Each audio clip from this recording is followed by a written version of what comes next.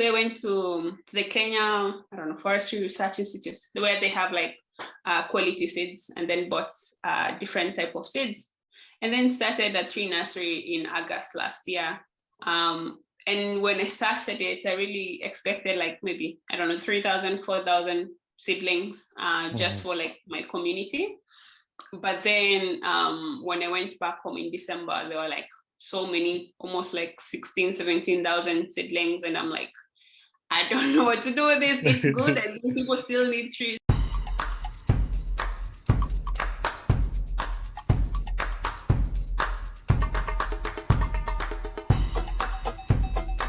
Mujevale. My name is Bani Kibuka, and welcome to another episode of the Ugandan Boy Talk Show. Welcome to my podcast. Thank you. Yeah, don't worry if you say anything that does not deserve to go out of air, I'll cut it out because I go back and edit them. But I like to record it as soon as I start because I don't want to miss out some information that we might talk about that I want to put in there, but also I have the chance to take out whatever I don't want to hear. But yeah, how are you doing? I'm doing good. Yeah, I don't know. I'm doing well. Life is okay. It's good. That's good. Yeah. It's been a long time since I last saw you. I don't even remember how. What? Yeah, probably 2017 maybe.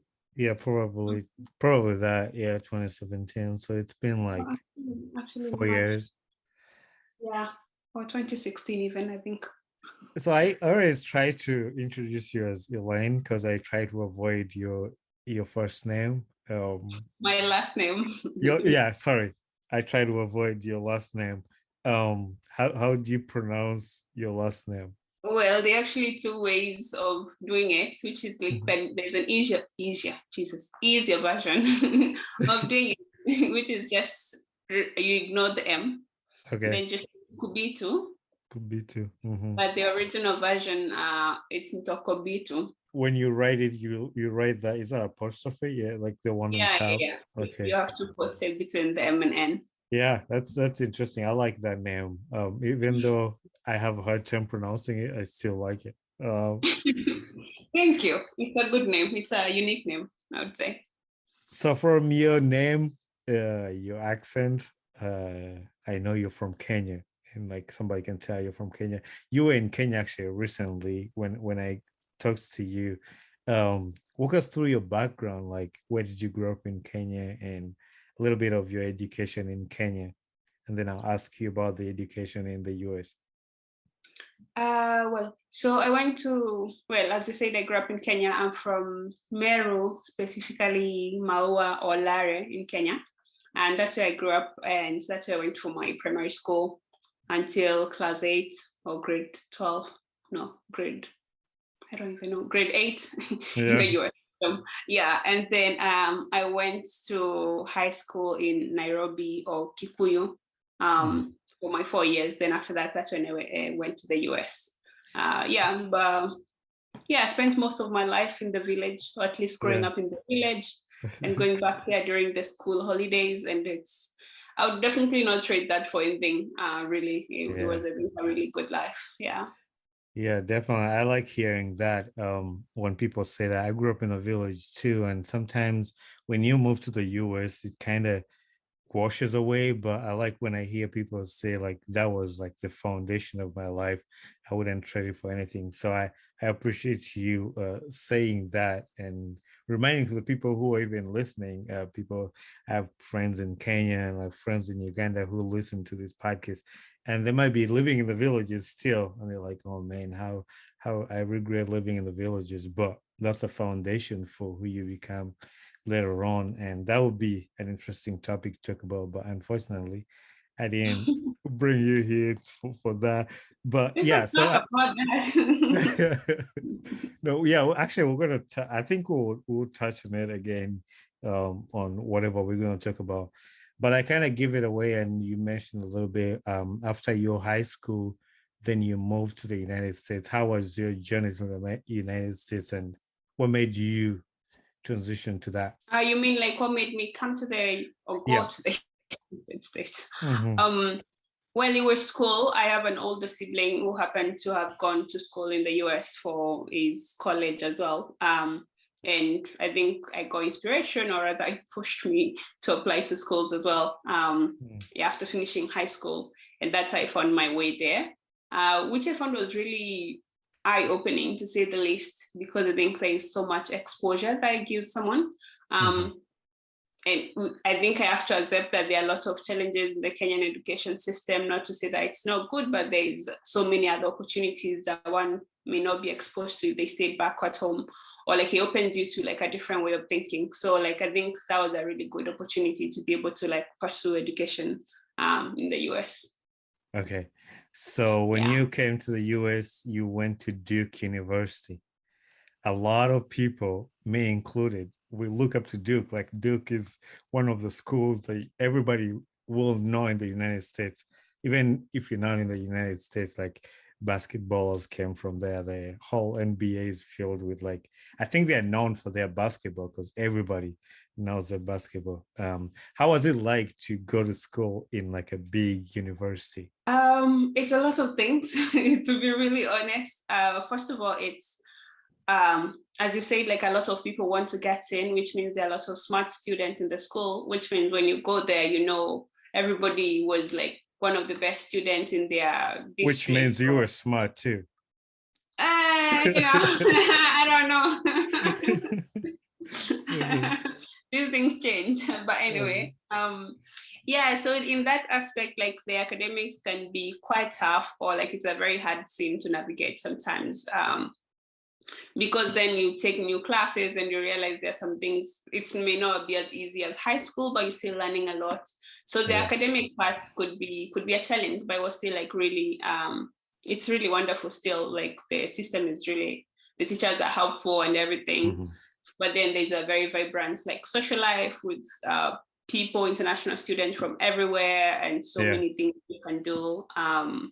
Yeah, so I think it was like an all-rounded experience, both like very difficult sometimes and very fun sometimes, and yeah, everything else in between. So Yeah, yeah. that's the part like most people don't think about. I mean, you can walk through it. It's not as hard as what other people might go through, but what I'm trying to talk about is like people who are back home look at us who are like in the universities and they're like, oh yeah, they're living the best life. But you go through challenges that you have to be really strong to hold on. I remember when I was in Alabama, it was tough. Like when I was a little boy, I always dreamt of going to the United States. But when I Yeah. was in Alabama, I was ready to pack my clothes to go back to Uganda. So like I'm like, no, I can't do this. I can't deal with this. I'm ready to go. But No, once yeah, mhm. I Did you ever totally. get to that point too? Like when you're in Yeah, school? there was yeah, there was one semester where literally I used to call home and just be like, I'm gonna quit college and come home because I don't know what I'm doing here. My classes are not going well. Um, and then I think you also miss like that strong sense of community, because like in Kenya and most African countries, you grow up with people around you. You're never really alone. Most of the time, you know, like your friends will be there, your family will be there, and then you come into this different cultural setup where like you may be forced to be alone in some cases, or people may not understand your background or the things you value. You may have friends, but not, they may not understand you because like of Mhm. these differences. So like it can get very lonely sometimes. Yeah. And I think those are also like, it's very challenging actually, that aspect of it.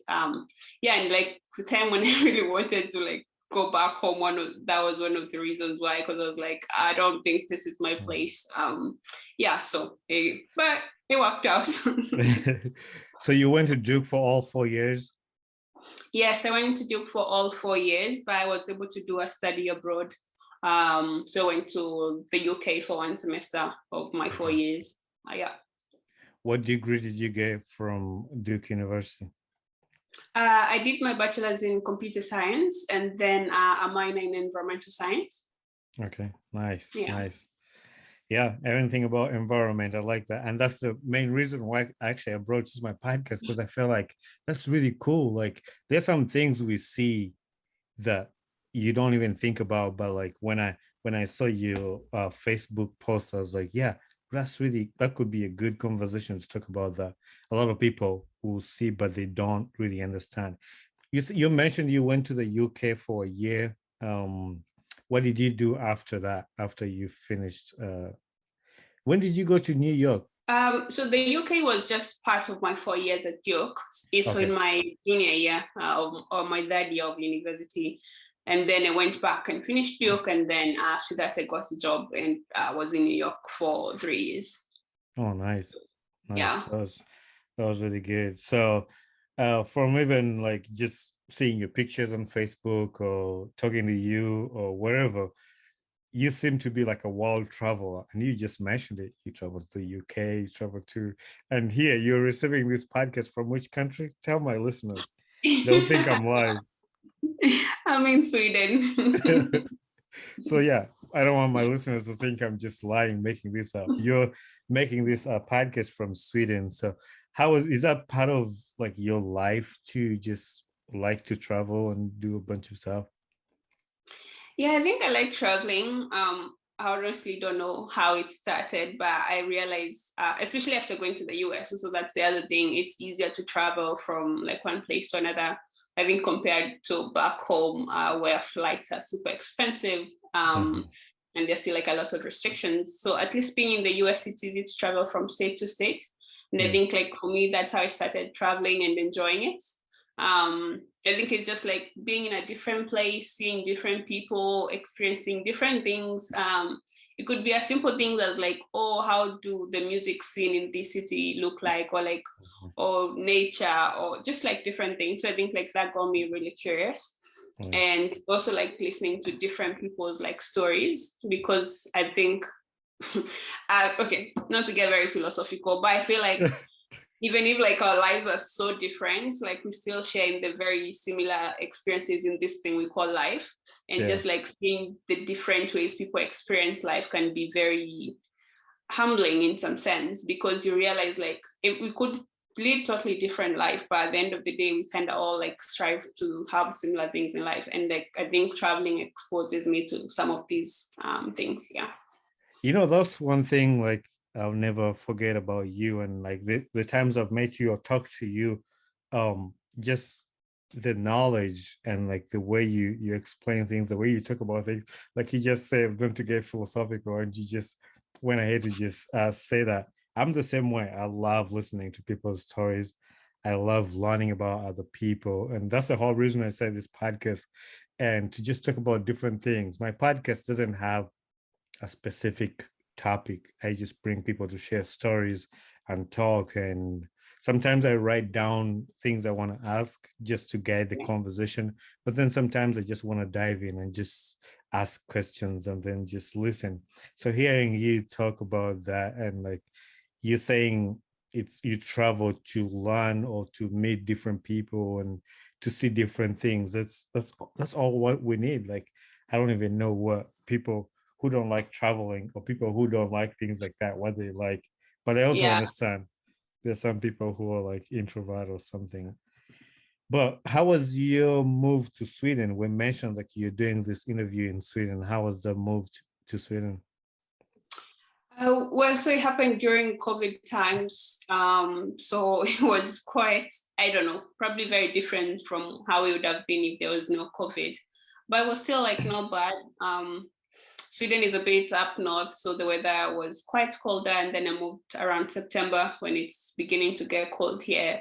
Yeah. Um, and then the culture shock was not so much, but then moving from New York, which is like one of the biggest cities in the Mhm. world, to a very small student city in Sweden was very different. Like everything becomes like very small, like the things you can do are also very limited, but Yeah. it's still like very good. I think it's kind of takes a pause on life because New York can get like really crazy sometimes. Yeah. But yeah, I love it. I love it. Other than the cold, of course, I'm not really a big fan of cold places, but yeah, it's been good. Yeah, I went through that a little bit. I mean, I wouldn't say like I've lived in a big city. I've lived in some cities like Lansing, Grand Rapids. I visited Detroit. I've been to New York. But when I got my first job, it was way up in the small town. And I was like, I grew up like I'm pretty good at adjusting to the society and what, but it got tough for me because the people in that society were not ready to open their hearts to welcome somebody else. So, and like Yeah, when you think about America with all the racism and stuff, it gets tricky. Like even yeah. if you want to open your heart to a small town to kind of just go with the flow, it got hard for me, and that's why I moved out of there and kind of came back to another city. But I also skip to ask a question. So, like all the places you've been to, what's the most place like you love? I know you've lived in Durham, New York.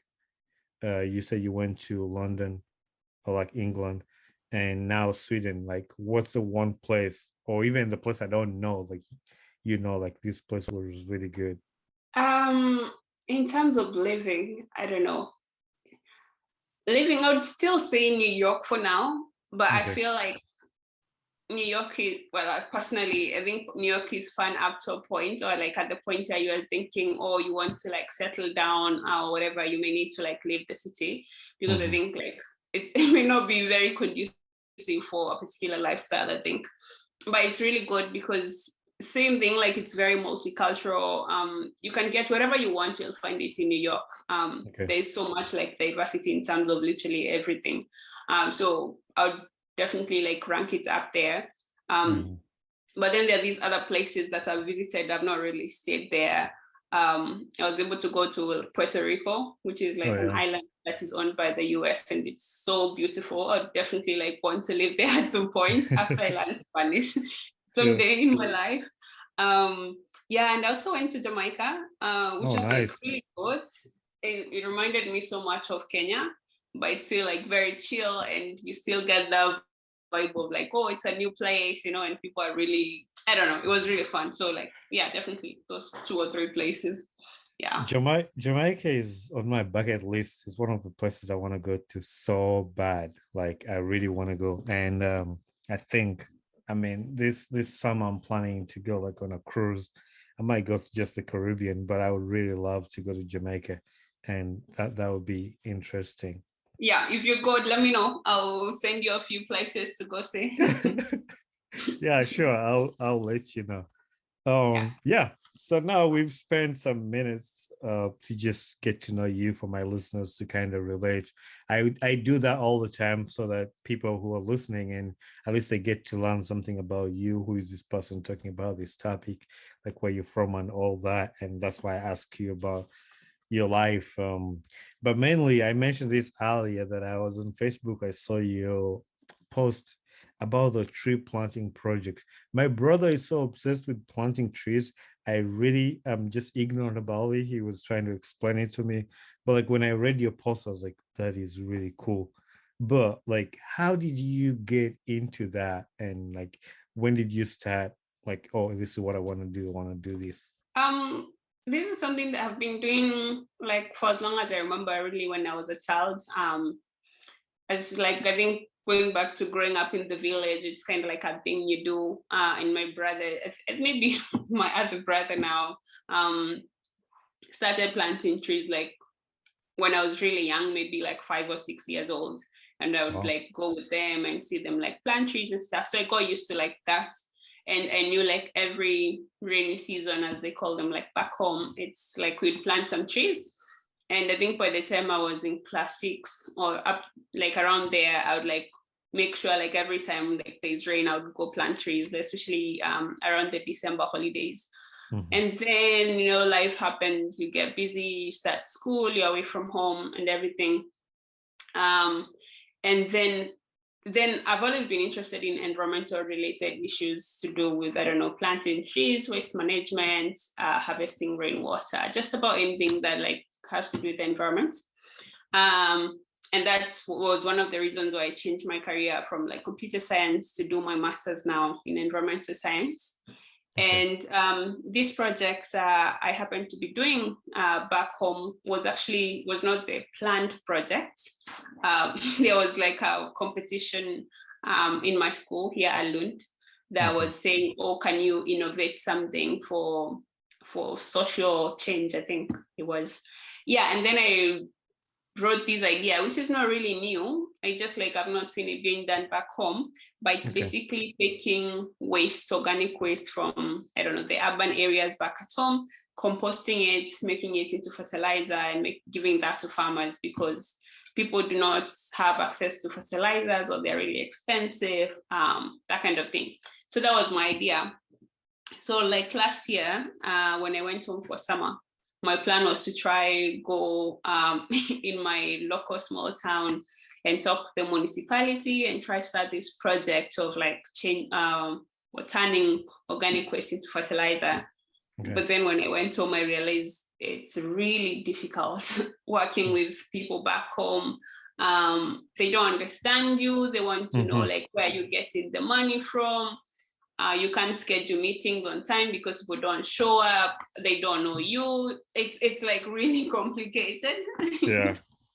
Yeah. So after like about maybe 1.5 months of trying and realizing I was not getting anywhere, and I still needed to come back to school later, I was like, you know, it's so much easier if I just started a tree nursery with seedlings that people can come get and like plant in their farms or in schools and whatever.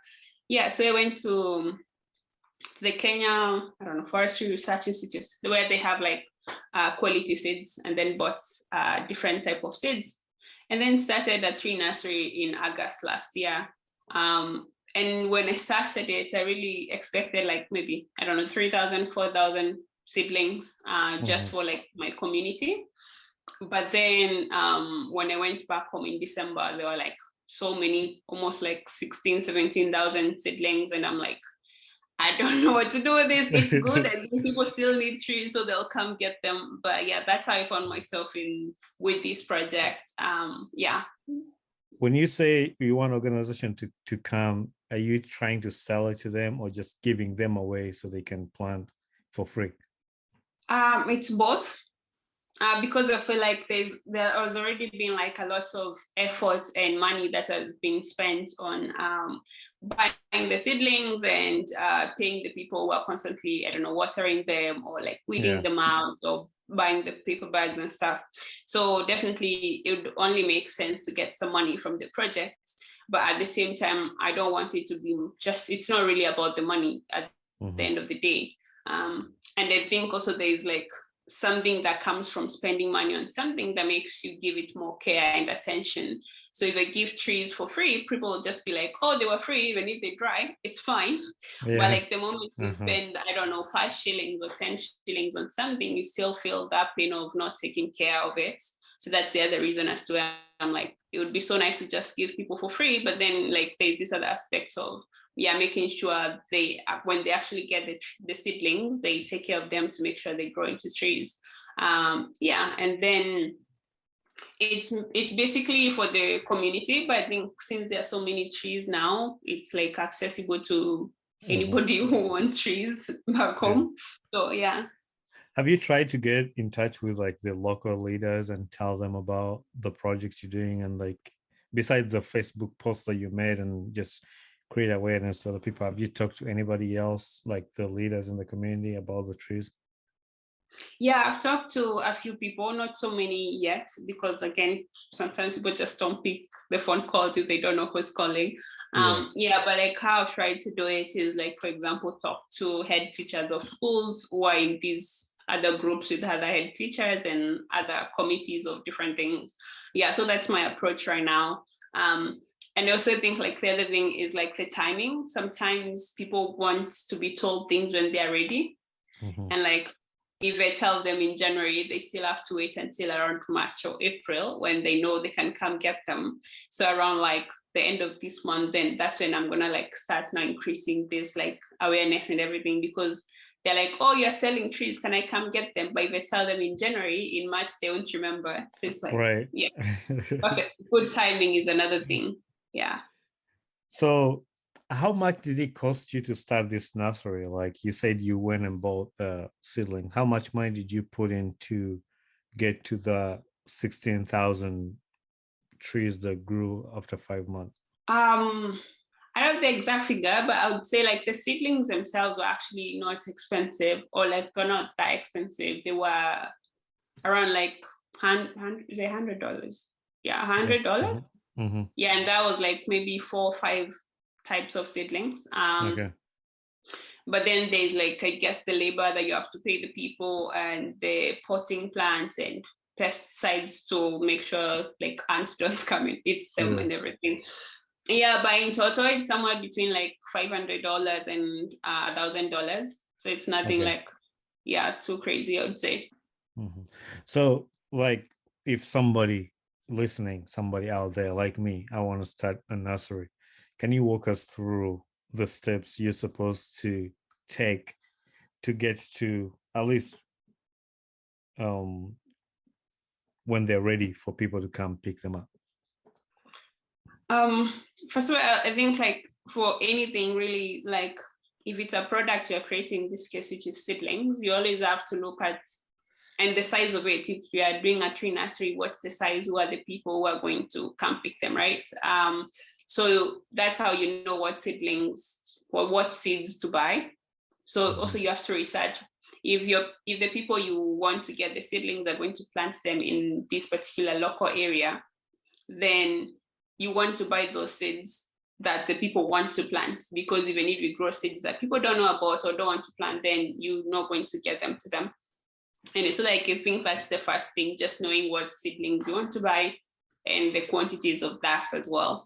And then from there, you prepare like the nursery bed, where you, like, there are different ways of doing it, but just making sure like the topsoil is like well broken off and you're using like manure, mixing it correctly to prepare for the seeds. And then you come and sow the seeds in probably lines. Most people will do that. And most people will also cover it with, it's not a mat. I don't know what's the best word to use. Kind of a mat. Okay. But it's not a mat. It's like a sack. But like cotton sack. I don't know. You can say it in Swahili. I also don't know it in Swahili.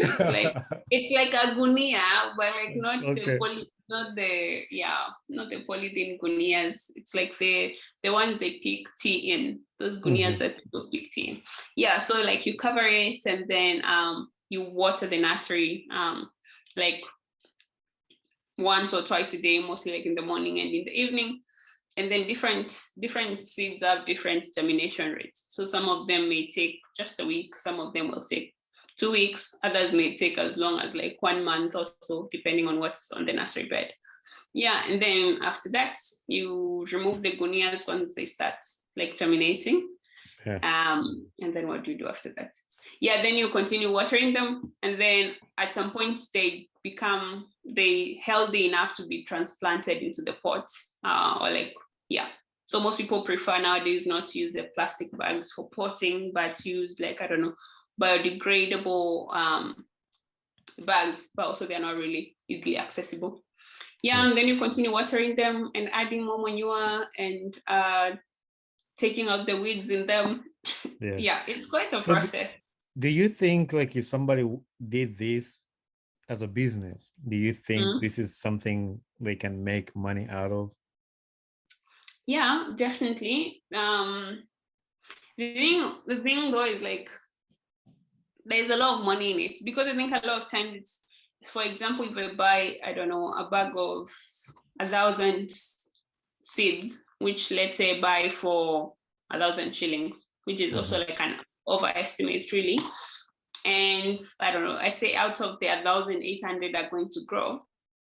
But then I'm going to use labor, I don't know the money, but like 2,000 for this labor.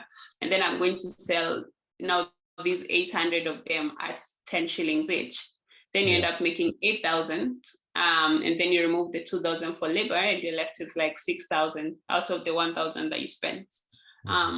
It's just like, it's a process that needs a lot of patience, because it's not like money that you invest today and sell in a week's time or a month's time. It's like, it's going to take 4 months or 6 months or 12 months sometimes. So it definitely requires a lot of patience as well. Yeah, I like bringing stories like this, because a lot of kids, my friends back in Uganda. I mean, we got lucky to come to the United States and like they see all that. But there's a lot of different ways somebody can be successful. Like there's a lot of different ideas that people can do to get successful. Like you don't really have to go to the United States to be successful. Actually, you went back home to do this project, and that's what I want like other people to listen to this kind of stories. They're like, oh yeah, I can actually do that and I can benefit from that. Yes, I know most people's excuse will be money, but everybody's hustling with money and everybody needs money. But this is just ideas for us to have in the head, so we can have different ways of making money. So what happened with the school, like after you told the school that you about your project, because you told me it started as a school project. Well, first, like, no, it's a school project because I was pitching the idea to like Okay. a school, but then after that, they really don't like follow up so much. There'll be a short follow up, but the whole idea is like if what you're doing with the idea, even if it's not, because like the whole idea is for you're piloting the idea. So you're trying to study if this is a viable thing to do. And at this point, I realized it's not viable. It's just like it needs a lot more than you would get. Yeah, so the school will be fine with the fact that I have to use instead of fertilizer. That's really cool. Now, is this now that you've done this and you've seen how long it takes and you've seen what comes out of it or how long it is it something you want to keep doing or you're gonna stop here? No, it's definitely something I want to do. Because it has like a lot of benefits. As I said, like a lot, it's not really so much about the money, but it's about the positive things it can bring, especially from an environmental perspective. Nowadays, like the rate of cutting down trees is much higher than people are planting trees. Like we worry about what the children of our children are going to experience and that kind of thing. And I think like trees are always like a one way to solve like some of these problems. So I think it's something that I'll continue doing for the near future. Hopefully promote it like around my community and even in Kenya in general. Probably Yeah. collaborate with other people who are doing something similar because there are so many other people championing for making the environment greener and yeah, other such initiatives. So yeah, Yeah. it's something to keep up on. I feel like I was drawn into it. I don't know how. I think now that we speak about it, actually, you were talking and my mind went back to high school. I was the environment prefect, environment and sanitation, something like that. And I'm like, Yeah. so I kept asking myself, why am I so much drawn into this project? Like, I think it's really cool. And like, even after seeing it, but I think that's the reason why I love nature. And I still do once in a while like take pictures of like nature and like have like a Instagram page where I do my photography. But I love trees. I love the beauty of like places. So that maybe that's why like I'm drawn Yeah. into this project. And I think what you did like just sparked something out of me to wanting to start something like that. And I'm sure that's why I want to do it because maybe somebody's gonna listen and they want to start something else like just like this. So yeah, Yeah, what maybe. yeah. No, I was And going to say maybe your brother is going to get like, yeah, I think I'm gonna call him tomorrow and it's like, hey, we need to do this project. And next time you'll see my Facebook page, I have 10,000 trees planted. And I think I'll be you waiting. but yeah, I like the statement you made on your Facebook. Let's make the environment greener. And I really just wanted to learn and share that story here because I think it's really cool to see people trying to do different things, coming up with different ideas. So what's the plan now? How on Sweden? Like how long do you think you can be in Sweden? Oh, I don't know. You don't know. Life It's happens. life, yeah. Yeah, I'll be finishing school in maybe 4 months now, or 2 months, 3 months, 3 or 4 months, in June, and then we'll take it from there and see what happens. Wow, I thought I was in school for a long time, but I think you've been in school for a long time. I think you have like 3 masters right now, don't you? Oh God, no. Actually, this is my first one, but I worked for 3 years, so it Yeah, was a good break. But school is actually fun, to some It, extent. I it's think much easier. It's much easier than real life. Like it's like uh-uh. a small bubble. You don't have to worry so much about bills and stuff. You still have to, but like not so much. I think I'm on the opposite side. I think just living real life right now is just good. I was talking to somebody today that, oh no, yesterday, the when you have a job and you like your job, life is easier. But you miss school if the job you have you don't like it, and you just remember, I was in school, I didn't have to worry about like other stuff. But yeah, I think I think I'm on the opposite. So anyway, There's some truth in it. we've come to almost close to this episode, but I have a few questions I ask people towards the end. What has been your life lesson at this point? Oh, a lot of things, but for today, I'll say that life is all about growth and about letting yourself grow. I think there's never really a point in life that you get to where you arrive at your final version of yourself. And this is emotionally, spiritually, mentally, all these things, intellectually, and everything. And I think we should not, personally, you should not like see yourself as a fixed version of who you are. It's allowing yourself to change as things come to you, if it's information. So it's like that open-mindedness to accept that, oh, I've always seen the world in this particular way, but now I have this other piece of information that can help me change, or like I can now take these other new mindset, or like, oh, I thought, I don't know, drinking this drink was the best thing in the world, but I'm gonna try this thing and can change. And extending that grace to other people, because I think we expect so much consistency from people, but then consistency is not good because it means we are not allowing ourselves to change. Yeah, so that's one of the big lessons in life.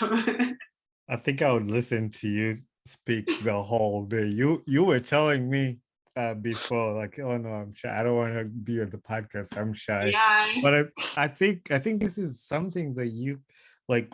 You live and see like people who listen to the podcast. Like you have so much wisdom to share. Like I would listen to you talk every day, and because I learn a lot and the perspective of life you have.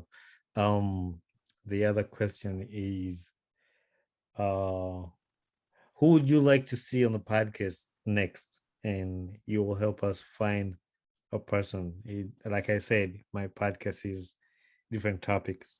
So recommend anybody you would want to see on the podcast, and you help me finding the first. Anybody. Yeah. Of course, I would have to refer my friends, one of my friends, because at least I can find them.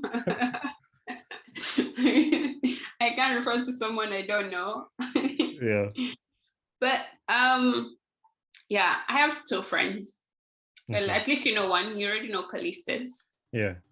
Yeah. Yeah, so maybe Callistus. But I have another friend who I think would be very interesting to talk to. You've not met her, but I think she'd Okay. be really interesting to talk to. All right. I'll get in touch with you to get connected to them and just listen to their stories and just their life stories. So Elaine, once again, I want to appreciate you for sacrificing your time. It's like 10, it's almost like 11 there. You could be sleeping right now, but you're here talking to me. But yeah, thank you very much for being on the podcast. No, thank you so much for making this fun, and have a good afternoon, I think, evening, I don't know. Yeah. Hey there, I am Bonnie Kibuka, the host of the Ugandan Boy Talk Show. Thanks for watching my video, and don't forget to hit subscribe and share with a friend. Tune in every Saturday at 9 a.m. Eastern Time for a new episode about my podcast. And for more information about this podcast, follow me on my Instagram page, talk_show_256.